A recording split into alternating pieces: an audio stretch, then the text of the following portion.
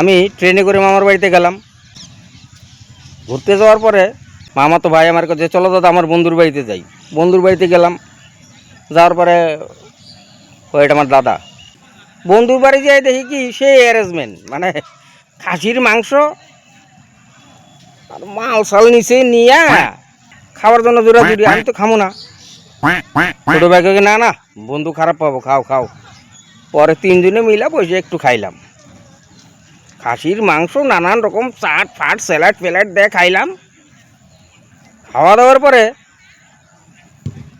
এবার মামাতো ভাইয়ের বন্ধু আমারে কয় কি, দাদা সিগারেট খান? আমি বললাম না, আমি সিগারেট খাই না।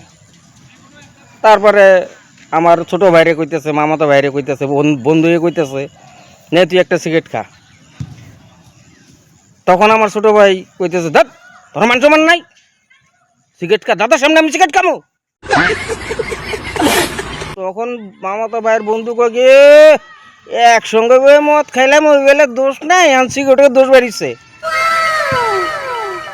তখন আমার ভাই কয়, দেখ মদ খাইছি পালাইয়া পালাইয়া, অন্যদিকে ঘুরিয়া খাইছি, আর সিগারেট খামো ধোঁয়া বেরোবো, দাদা দেখবো না, মান সম্মান নাই। আমি মনে মনে ভাবলাম কোন জায়গায় পড়লাম, যেই 4-5 প্যাক পড়ছে না এরকম বাইকিং শুরু হয়ে গেল। তারপরে তো খাইতে খাইতে খাইতে খাইতে সেই ওই জায়গায় ফাঁকা জায়গা মতো একদম শুয়ে পড়লো সব।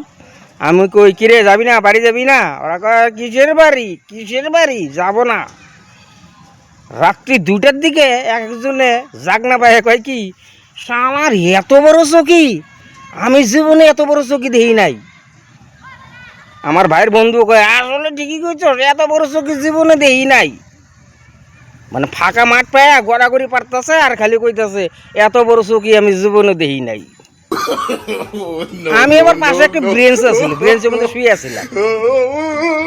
আমিও জাগনা পায়া ধিবিস করে পড়ে গেছি। পড়ে যাই আমিও কইলাম, বাপরে বাপ, তোরা এত বড় চকি জীবনে দেখ নাই, আর আমি এত ছোট চকি জীবনে কোনো দিন দেই নাই। ধিবিস করে পড়ে গেলাম।